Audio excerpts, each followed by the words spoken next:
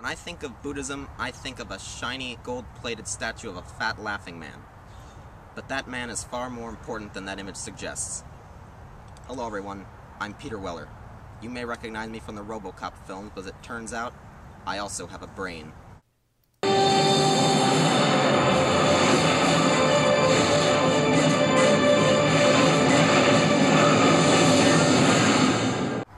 Today, we're talking about Buddhism.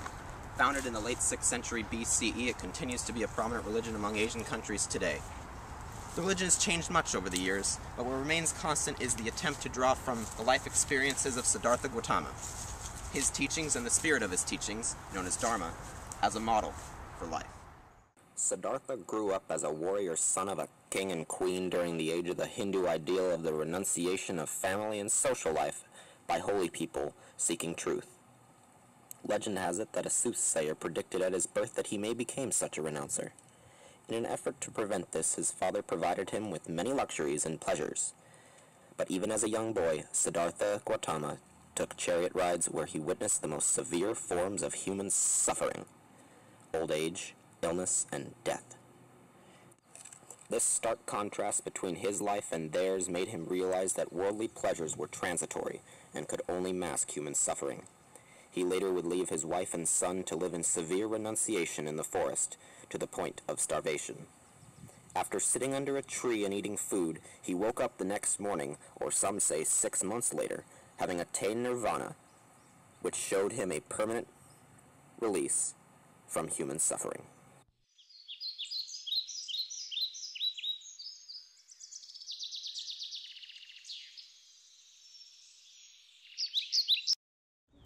Following the death of the Buddha in 544 BCE, Buddhism as a whole stayed fairly isolated in the area around the Ganges Valley. This lasted until 261 BCE, when the Emperor Ashoka took over power in India. After a particularly gruesome conquest in eastern India, Ashoka renounced violence and officially converted to Buddhism. From then on, he dedicated much of his rule to the spread of Buddhism within his country via the building of stupas and pillars. As well, he sent missionaries all over the world, both east and west. Emissaries were known to have been sent to the nearby Hellenistic world in kingdoms like Bactria and the Tarim Basin, but also went as far west as Alexandria and even Athens. His efforts also extended to Burma, which this day has the greatest percentage of Buddhists in the world, and later his missionaries were also sent to Sri Lanka by his sons. Following Ashoka's death, however, Buddhism in India fell into a decline that it never recovered from. However, Buddhism had taken firm root and was being spread by the process of cultural diffusion on the Silk Road. This diffusion eventually separated Buddhism into two main schools: Mahayana school, which is now practiced by most Buddhists, and the Vajrayana school, which developed later during the 7th century BCE in India.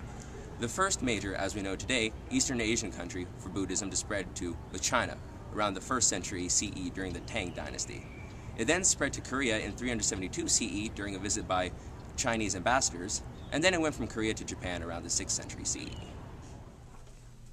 Buddhism itself is essentially a highly optimistic belief, as the goal of each Buddhist himself is to in fact become a Buddha, which simply means enlightened one. Therefore, we each have the potential to achieve enlightenment, as opposed to simply worshipping the Buddha.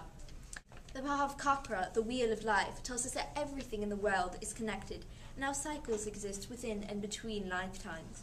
For example, if you're an alcoholic, you will have the insatiable desire to drink in each of your lives until the cycle is broken on the path to enlightenment.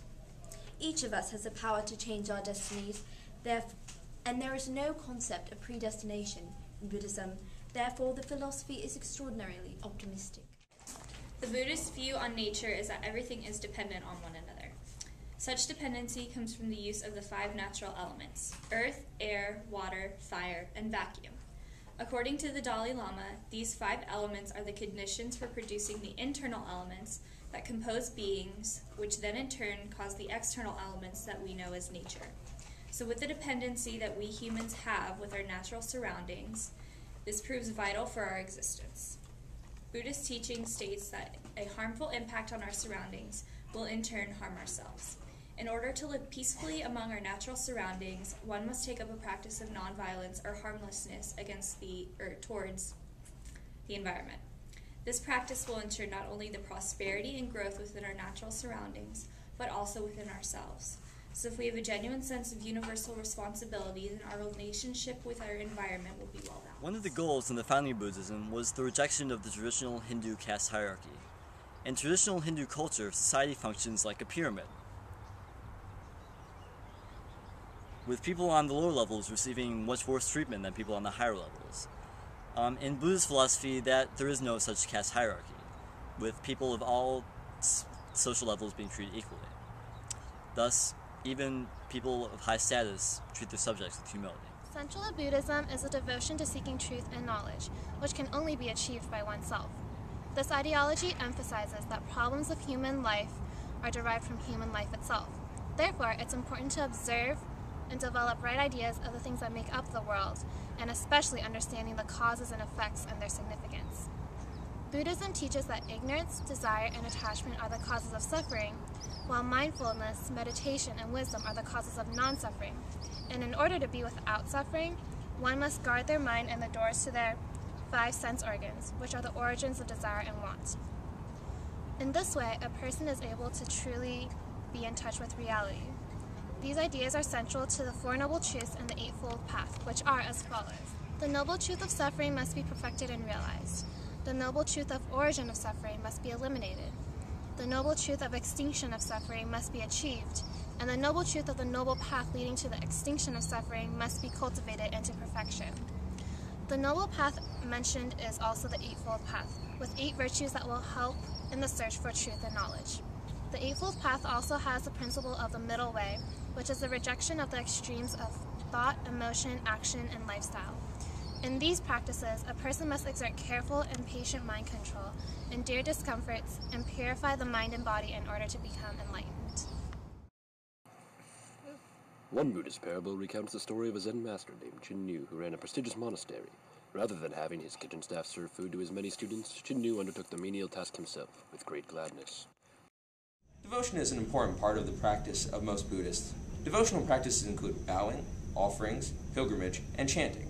These devotional practices fall under a Buddhist concept called Sila. Sila is translated into English as virtuous behavior, morality, ethics, or precept. Keeping the precepts promotes not only the peace of mind of the cultivator, which is internal, but also peace in the community, which is external. Sila refers to overall principles of ethical behavior. The 5 precepts are training rules in order to live a better life in which one is happy, without worries, and can meditate well. The 5 precepts are as follows: to refrain from taking life, to refrain from taking that which is not given, to refrain from sensual misconduct, to refrain from lying, and to refrain from intoxicants, which lead to loss of mindfulness. There are many levels of Buddhist teachings, but the most basic and common level is the level of 5 precepts. This level allows for a community that can focus less on law and order and more on personal prosperity and enlightenment. Thank you for watching Engineering an Empire. I'm Peter Weller. I have to go explore an ancient Aztec temple.